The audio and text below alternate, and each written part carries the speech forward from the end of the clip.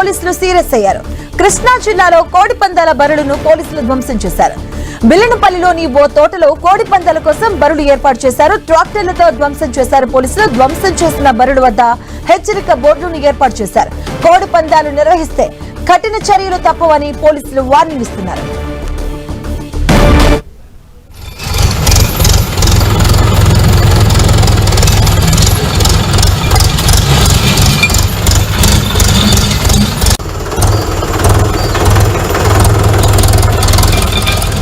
ఇక పండుగ వేళ కోడి పందాలపై పోలీసులు సీరియస్ అయ్యారు. కృష్ణా జిల్లాలో కోడి పందాల బరులను పోలీసులు ధ్వంసం చేశారు.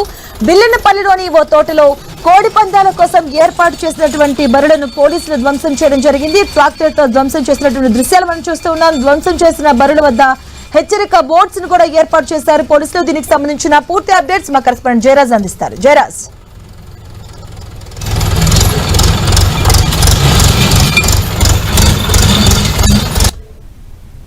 మొత్తం రాష్ట్ర వ్యాప్తంగా అనేక ప్రాంతాల్లో ఈసారి కోట్లాది రూపాయలు కోళ్ల పందాలతో వ్యాపారం చేసేటటువంటి ప్రక్రియ ప్రారంభం కాబోతోంది. దీని వెనకున్నటువంటి పెద్ద రాజకీయ నాయకులు, మంత్రులు, ఎంపీలు, ఎమ్మెల్యేలు దగ్గరుండి కోడి పందాలని ఆడించడం ఆనవాయితీగా మారినటువంటి నేపథ్యంలో ఇప్పటికే వేరువేరు ప్రాంతాల్లో కోడి పందాల బరులు సిద్ధమవుతున్నటువంటి పరిస్థితి. నిన్న ఏర్పాటు చేసినటువంటి కృష్ణా జిల్లా బాపులపాడు మండలం బెల్లనపల్లి దగ్గర మామిడి తోటలో ఏర్పాటు చేసినటువంటి బరుల్ని పోలీసులు ధ్వంసం చేశారు. అక్కడ హెచ్చరిక బోర్డులు పెట్టారు. కోడి పందాలు ఆడినా ఆడించినా నేరం అనేటటువంటి అంశాన్ని బోర్డుల ద్వారా తెలియజేశారు. అయినప్పుడు కూడా ఇది నామమాత్రపు చర్య.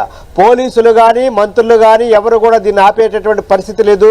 గత కొంతకాలంగా కొన్ని సంవత్సరాల తరబడి న్యాయస్థానాలు సైతం హెచ్చరికలు జారీ చేసినప్పుడు కూడా వాటిలన్నిటి కూడా ఖాతరు చేయకుండా రాజకీయ యంత్రాంగం దగ్గరుండి మరి కోడి పందాలు బరులు వేసి కోట్లాది రూపాయల వ్యాపారం చేస్తూ రెయ్యంబగుళ్ళు ఫ్లడ్ లైట్ల ఏరియా కాంతుల్లో కోడి పందాలు ఆడించడం అనేది ఆనవాయితీగా మారినటువంటి పరిస్థితుల్లో సంక్రాంతి సమీపిస్తూ ఉంది.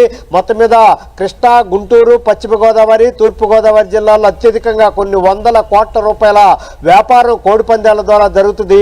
దీని తెర వెనక గుండాట, పేకాట తదితర కార్యక్రమాలు కూడా అసాంఘిక కార్యకలాపాలు కూడా పెద్ద ఎత్తున జరిగేటటువంటి పరిస్థితి ఉంది. వేరు వేరు రాష్ట్రాల్లో ఆంధ్రప్రదేశే కాకుండా వేరు వేరు రాష్ట్రాల నుంచి కూడా పెద్ద ఎత్తున ఈ 3 జిల్లాలకి వచ్చేసి కోట్లాది రూపాయల వ్యాపారం చేసేటువంటి ప్రక్రియ అయితే కొనసాగేటటువంటి పరిస్థితి ఉంది. పోలీసులు చేస్తున్నటువంటి తూతూ మంత్రపు చర్యలు మాత్రమేవి. మొత్తం ముందస్తుగా అక్కడక్కడ ఉన్నటువంటి చిన్న చిన్న బర్రెలు మాత్రం తీసేసేటటువంటి పరిస్థితి ఉంది తప్ప చాలా పెద్ద ఎత్తున ఏర్పాటు చేసేటటువంటి బర్రెలు ఎక్కడ కూడా పోలీసులు కూడా ఆ ప్రాంతానికి వెళ్ళటానికి కూడా సాహసించే పరిస్థితి లేదు. కొద్ది రోజుల క్రితం నూజివీడు దగ్గర జరుగుతున్నటువంటి ఈ కార్యక్రమానికి పోలీసులు కూడా అక్కడ అనుమతించకుండా మొత్తం నిర్వాహకులు ఆపేసినటువంటి పరిస్థితి ఉంది. అదేవిధంగా వేరు వేరు ప్రాంతాలు ఇటు పెనమలూరు, అవనగడ్డ, అదేవిధంగా గుడివాడ దగ్గర, నూజివీడు తదితర ప్రాంతాల్లో అటు భీమవరం, నరసాపురం, ఏలూరు ఈ ప్రాంతాల్లో రెయ్యంబగుళ్ళు, పేకాట, అదేవిధంగా కోడి పందాలు నిర్వహించడం అనేది ఆనవాయితీగా మారినటువంటి పరిస్థితి ఉంది. సంక్రాంతి సమీపిస్తున్న ఈ నేపథ్యంలో కొన్ని వందల ఎకరాల్లో కోడి పందాల బర్రెల కోసం ఏర్పాట్లు అయితే జరుగుతూ ఉన్నాయి. పోలీసులు చేసేటటువంటి ఈ చర్యలు ఏమాత్రం కోడి పందాలను ఆపుతాయా అనేటటువంటి సందేహం అయితే వ్యక్తం అవుతోంది. నిన్న బెల్లనపల్లిలో ఏర్పాటు చేసినటువంటి బర్రెల్ని పోలీసులు ధ్వంసం చేశారు. అక్కడ హెచ్చరిక బోర్డులు పెట్టారు. అయినప్పుడు కూడా చాలా పెద్ద ఇప్పటికే కోడి పందాలకి వివిధ రకాలైన కోళ్లు సిద్ధమయ్యాయి. ఒక్కొక్క కోడి కొన్ని లక్షల రూపాయలు పలుకుతున్నటువంటి పరిస్థితి ఉంది. దీనికోసం ప్రత్యేకమైనటువంటి ఏర్పాట్లన్నీ కూడా చేశారు.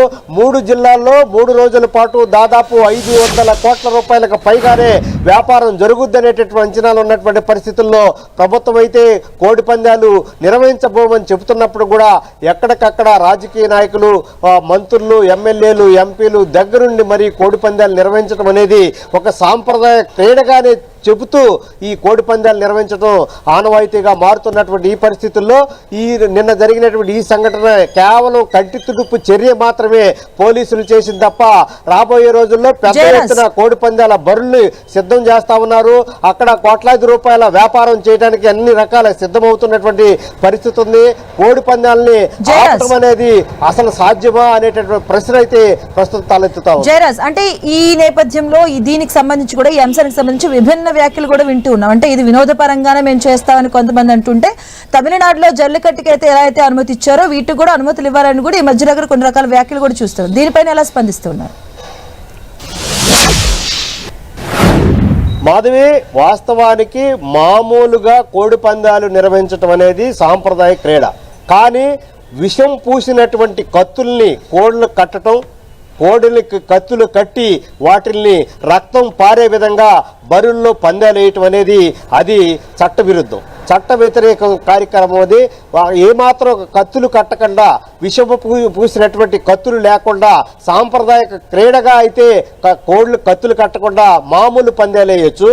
కానీ అక్కడ పై పందాలు వేయటాలు, ఒక్కొక్క కోడి పైన లక్షలాది రూపాయల పై పందాలు కట్టడాలు, కోళ్ళకి కత్తులు కట్టడాలు, కోడులు రక్తం పారే విధంగా, బరిలోనే ప్రాణాలు విడిచే విధంగా అక్కడ అందరూ చూస్తుండగానే ఆ కోళ్ళని చంపేసే విధంగా చేయటం అనేది ఇది చట్టవిరుద్ధం. అందుకే న్యాయస్థానాలు కూడా అభ్యంతరం చెబుతా ఉన్నాయి, సామాజిక కార్యకర్తలు కూడా దానిపైన అభ్యంతరం చెబుతా ఉన్నారు. అయినప్పుడు కూడా ఇది ఒక సాంప్రదాయక క్రీడ కోడి పందాలు అనేటటువంటి ముసుగులో కొన్ని కోట్ల రూపాయల విలువైనటువంటి ఇది చేసి మొత్తం మీద ఈ కోడి పందాలు నిర్వహించడానికి అన్ని రకాల ఏర్పాట్లు అయితే జరుగుతున్నాయి. పోలీసులు చేసేటటువంటి ఈ చర్యలు తూతూ మంత్రంగానే చెప్పుకోవచ్చు Madhavi. Right, thank you Jayaraj.